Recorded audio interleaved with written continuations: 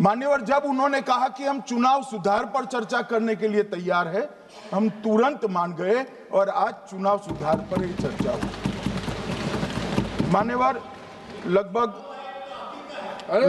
63 please मान्य दादा आप बीमार हो, मैं समझ रहा हूं, मगर बीमार ज्यादा हो तो घर पे रहा करो, यहां सदन का माहौल मत बिगाड़िए।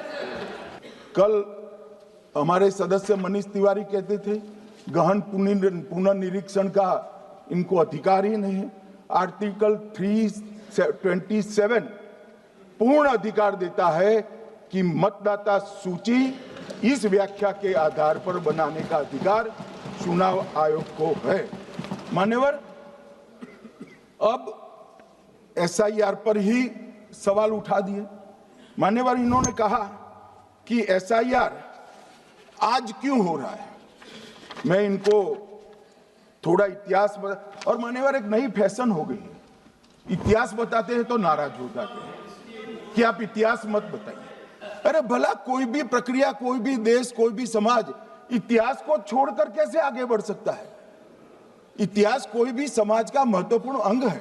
मान्यवर, उन्होंने कहा अपने लॉजिक के समर्थन में कहा कि भारतीय जनता पार्टी को कभी एंटी इनकम्बेंसी का सामना नहीं करना पड़ता। मान्यवर, एंटी इनकम्बेंसी इनके खिलाफ होती है जो जनहित के विरुद्ध काम करे। ये बात सही है कि भाजपा को एंटी इनकम्बेंसी का फायदा विरोध बहुत कम करना पड़ता है। हमारी सरकारें बार बार चुनकर आती हैं, चाहे राज्य में है या केंद्र में, परंतु ऐसा नहीं है कि हम 2014 के बाद एक भी चुनाव नहीं हारे। छत्तीसगढ़ में 18 में हारे, राजस्थान में 18 में हारे, मध्य प्रदेश में 18 में हारे, कर्नाटक में भी 14 के बाद हारे, तेलंगाना में हम जीत नहीं पाए, चेन्नई में हम जीत नहीं पाए, बंगाल में भी हम हारे। भाई तो तब तो ये मतदाता सूची बहुत अच्छी होती है, टप से नए कपड़े पहनकर आप शपथ ले लेते हो।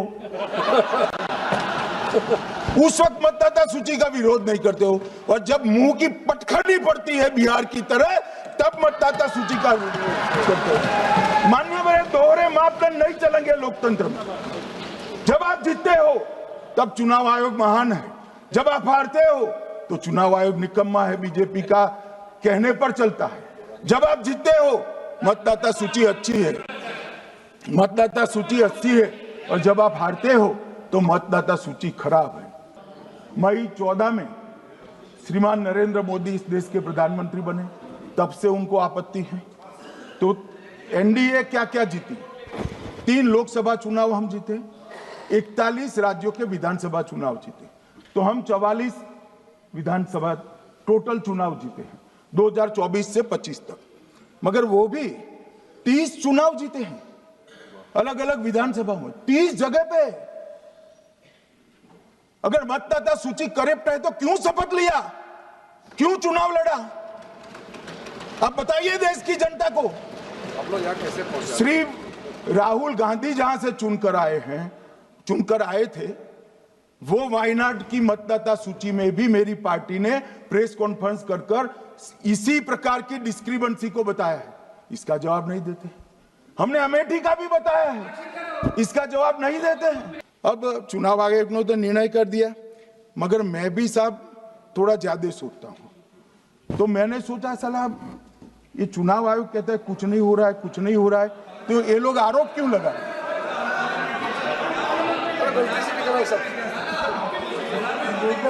मान्यवर, मेरे शब्द कोई ऐसे हो तो काट दीजिए।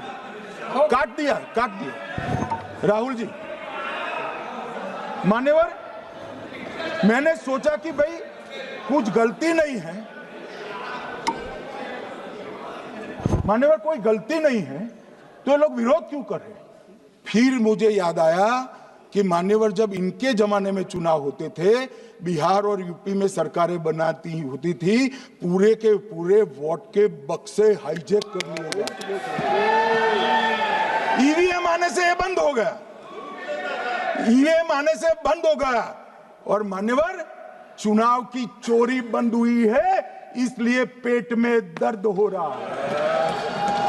ईवीएम का दोष नहीं है, चुनाव जीतने का तरीका जनादेश नहीं था, करप्ट प्रैक्टिसेस थी, इसके कारण चुनाव जीतते थे। अब आज ये पूरे एक्सपोज हो चुके हैं। जहां तक 66% और 33% का सवाल है, आप कह रहे हो कि वहां 2 लोग होते हैं और आप 1 होते हैं, ये तो हम तय नहीं करते हैं। 140 करोड़ की जनता तय करती है कौन 66 होगा और कौन 33 होगा। यहां कौन बैठेगा वो तो 140 करोड़ लोग तय करते हैं। वो आपके लिए तय करोगे तो आप 66 हो जाओगे, मगर आप तो 100 रख कर गए थे, हमने उसको 33 दे दिया। मान्यवर ये क्या सवाल उठाते, और वो समझते हैं कि मैं बोलता हूं तो बस ये ब्रह्म वाक्य होगा। ऐसे नहीं होता है मान्यवर, हर चीज के तर्क होते हैं। इनका जो भाषण तैयार करते हैं वो भी ठीक से नहीं करते, रिसर्च नहीं करते मान्यवर। इन्होंने सीसीटीवी फुटेज 45 दिन में इलेक्शन कमीशन ने नष्ट करने का निर्णय किया, इस पर आपत्ति उठाई। मान्यवर, जन प्रतिनिधित्व अधिनियम 1951 की धारा 81 में एक प्रावधान है। प्रावधान क्या है?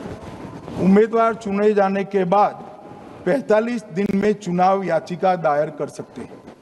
45 दिन के बाद इसको कोई चुनौती नहीं दे सकता। ये नियम 1991 में बना, तब उस वक्त सीसीटीवी फुटेज नहीं था। सीसीटीवी फुटेज बाद में चुनाव आयोग ने एक सर्कुलर से रूल्स में बदलाव कर ऐड किया। अब किया क्या है चुनाव आयोग ने?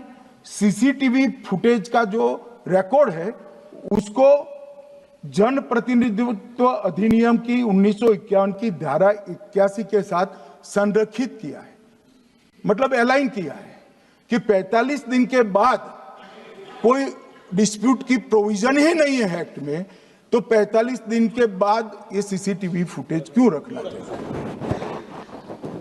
अब इतनी सादी समझ नहीं है सब, मैं क्या कर सकता हूं? सब समझ के कोई इंजेक्शन नहीं होते जो भड़ाम से दे दिया। मान्यवर, ये धारा 81 1951 से है, मगर पहले पर्चियों से होते थे तो पर्ची के लिए थी। अब सीसीटीवी फुटेज का कैमरा आ गया तो सीसीटीवी फुटेज ऐड कर दिया। हम नहीं डरते साहब किसी से, हम नहीं डरते। मैं मेरी ही बात करता हूं। मैं तो 10 साल का था और नारे लगाता था, आसाम की गलियां सुनी है, इंदिरा गांधी खूनी है। हम तो वहां से लड़ते लड़ते आए हैं, हम नहीं डरते। मानने मैं 3 वोट चोरी की घटनाएं बताना चाहता हूं। सबसे पहली घटना हुई आजादी के बाद, देश का प्रधानमंत्री तय करना था। तय कौन करना था? तो उस वक्त के जितने प्रांत थे इसके कांग्रेस के अध्यक्ष होंगे, उनके एक वोट से तय होना था। अब 28 वोट श्री सरदार पटेल को मिले और 2 वोट जवाहरलाल नेहरू जी को मिले।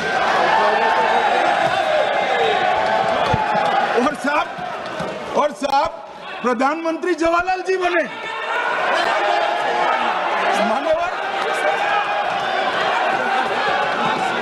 मान्यवर, श्रीमती इंदिरा गांधी रायबरेली से चुनी गई। इलाहाबाद हाईकोर्ट में श्री राजनारायण पहुंचे कि चुनाव नियमों के अनुसार नहीं हुआ। इलाहाबाद हाईकोर्ट ने ये तय कर दिया कि श्रीमती गांधी ने उचित तरीके से चुनाव नहीं जीता है, हम इसको रद्द कर दें। मान्यवर, ये भी वोट चोरी थी, बहुत बड़ी वोट चोरी थी। और उसके बाद में क्या हुआ?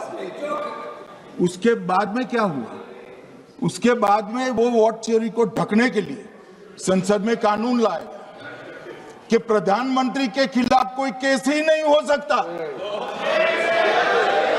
मैं विपक्ष के नेता को कहना चाहता हूं, इम्यूनिटी की बात आप चुनाव आयोग की पूछ रहे हैं, इसका तो मैं जवाब दूंगा, इम्यूनिटी का। मगर ये इम्यूनिटी जो श्रीमती गांधी ने दी थी, इसके लिए आपका क्या कहना है?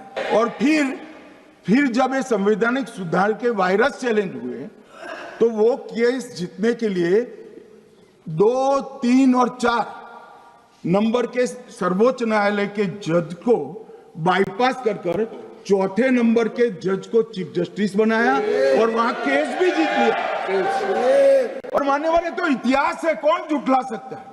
इनको कोई पढ़ाता नहीं है इतिहास। आपके मोबाइल पर तुरंत आएगी ब्रेकिंग न्यूज। स्क्रीन पर सबसे पहले दिखेगी बड़ी खबर। देश दुनिया की हर खबर एक जगह। अब आपके मोबाइल पर तुरंत फटाफट इंस्टॉल कीजिए न्यूज नेशन ऐप और रखिए खुद को अपडेट।